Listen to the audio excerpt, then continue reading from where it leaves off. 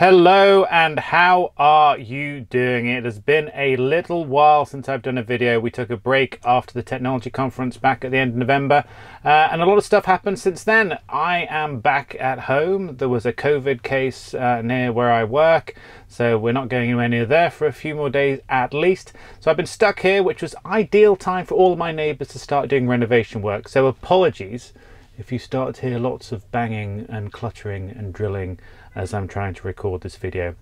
Now, this is probably my last video of the year. Now 2020, let's face it, it sucked. I don't think many good things that really happened during 2020. Maybe people had more time to practice making banana bread and what have you, but generally people haven't enjoyed it as a year. So what I want to do is look at my predictions for 2021. Now, I put a request on LinkedIn for people to contribute, and I've taken some of those contributions. Thank you for those who gave me ideas. That is massively, massively appreciated. Now I'm here in my study, so for this video I'm going to wander around the apartment, so at least you get a bit of variation of things to look at. It's a terrible mess in here, isn't it? It's an absolute shambles, but I'm lit by the glow of LCD screens and very little else, and I'm also slightly too close because my monitor is literally, I can touch it if I reach out, and I don't want to bang it with my camera, but never mind. But anyway, I will go through 5 predictions for 2021. Some good, some bad. Some may come true, they may all be nonsense, who knows, we won't know until the end of next year. But let's go through them one by one. Let's go straight over to me, somewhere else in this building, for number 1. So number 1, from a backdrop of records, not advances in people using technology such as MP3s, so they don't need very heavy things to carry around. Oh no! I think number 1 will be, and we're seeing it happen already, and it will start in the beginning of 2021, a bit of a fight, a global fight really, around the technology involving vaccines. Now, we've got various nation states all saying that they've got a vaccine, various stages of testing, some been approved, some haven't. I think we will see this intensify. It's funny, it's become almost the space race of our generation now. We've been to space.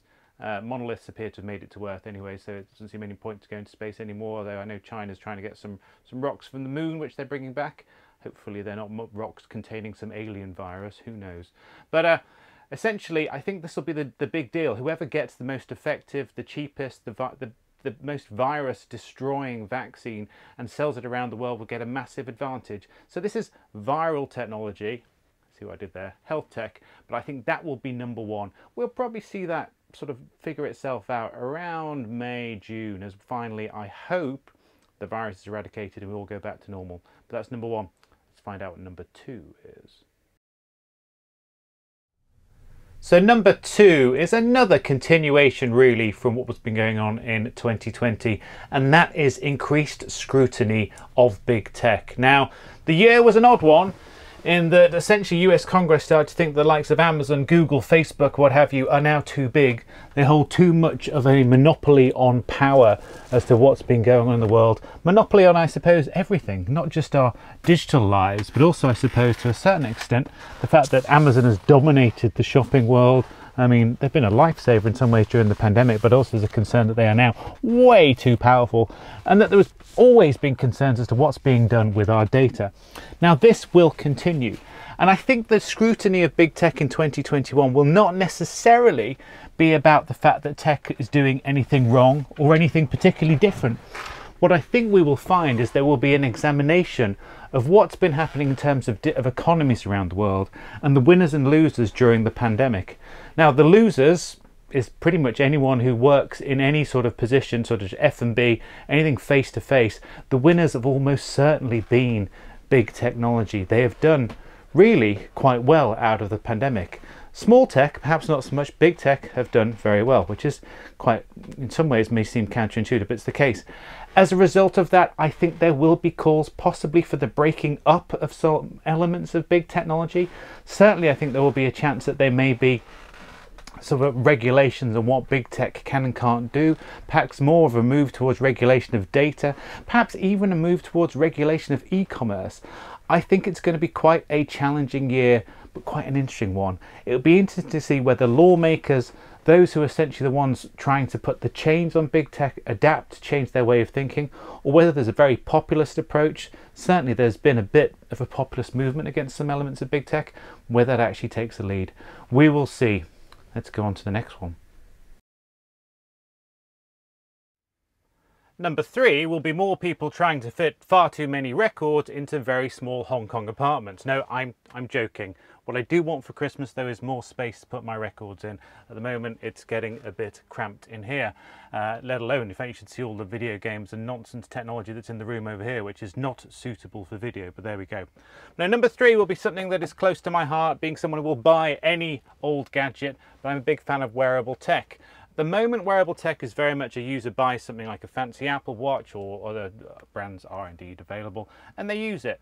What I think we'll see is more use of wearables in corporate environments. More people will expect you to wear wearables to essentially avoid having to touch things in terms of virus point of view. There'll be more use in consumer-based products.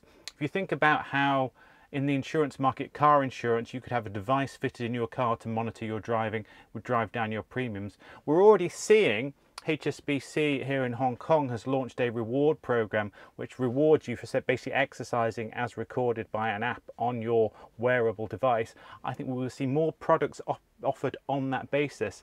Now again, this brings in questions of control. Is it fair if you're not wearing an Apple Watch, you pay or any other watch, you pay a higher premium than someone else? We will have to see how comes in that.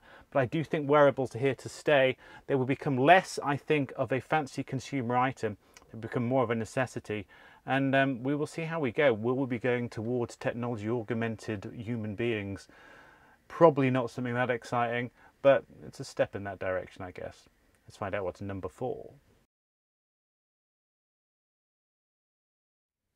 Number 4 will be the extension of something that was very much the topic of our technology conference back in November. That is the tech war, the battle between states in terms of what technology they can use, what is restricted, what is not. I was hoping to do a video when the presidential election was over and done with, but that took a lot longer than I expected it to. Some would argue it's still going on as I'm recording this, which is mid-December, but who knows. But I don't think that battle between the US and China in terms of what technology is permitted, concerns over spying, is going to go away. We're going to see two things. We're going to see more restrictions on basically tech that is affiliated with a certain nation. This is going to come from China. We'll see sanctions. It's going to come from the US. We'll see sanctions. We will see other allies of both entities getting into the fray. It's not going to be nice. It's going to be messy. It's going to make life very, very difficult for those operating in those technology spaces that are essentially regulated. Is it regulated if you're just banning things? I don't know. Bannulated. Let's go with bannulated. But telecoms in particular has already been affected. We will see it in other areas. It may change. There may be a softening of it under Biden. It may that the world just gets tired of the whole thing. But given the sort of very much, let's just say, very shouty diplomacy that's going on all around the world at the moment, I can't see that getting any better.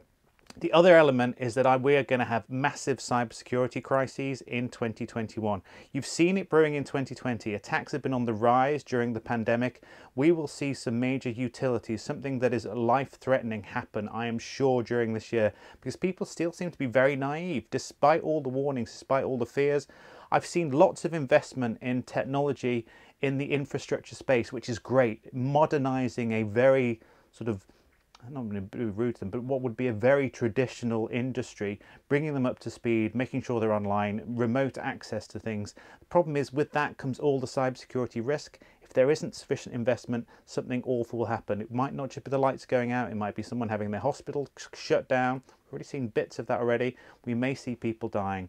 So I think it might be quite a scary time in terms of technology battles, but maybe by the end of it, people will see sense and realize by using technology as an aggressive tool rather than using it as an enabler, maybe that's not going to get us anywhere. Let's go to the last one, number 5. Now on number 5, I don't want to end on a downer with my predictions for the year. And actually, there are lots of very, very cool things happening in technology. I was very lucky, although it took some doing, I was able to get one of these, if you can see it, PlayStation 5. Absolutely amazing piece of kit, as indeed is the Xbox Series X. What I do think we will see lots of, and I hope that everyone can embrace it, I hope that the way the global economy is going, as people can afford to embrace it, is earth-shattering, incredible new technologies. Things perhaps we haven't dreamt of becoming mainstream will become more advanced. We will see more advances in the world of smart cities, in smart buildings, all driven on by the fact that 2020 has been such a terrible, terrible year for so many, that we've all come out of a pandemic and are thinking of ways to basically make life a bit easier and avoid the same thing happening again. I can't guess what they would be. I would be interested in everyone's suggestions of what sort of technology we're going to see.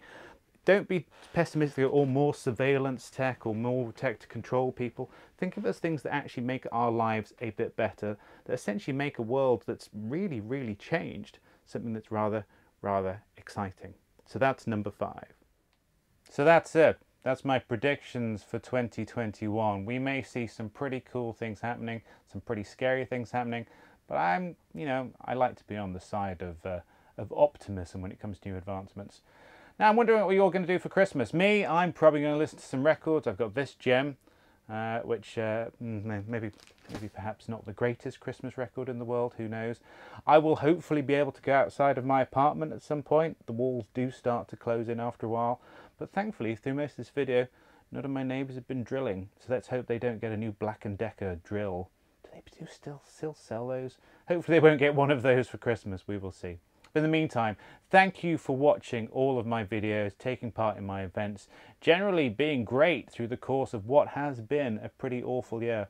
I'm wishing you all the best for 2021. Whatever you are dreaming of, whatever you are hoping to achieve, I hope you achieve it. If there's anything I could do to help you do that, then do let me know. In the meantime, very, very happy holidays to you and all the best for the forthcoming 2021. Let's make it a good one.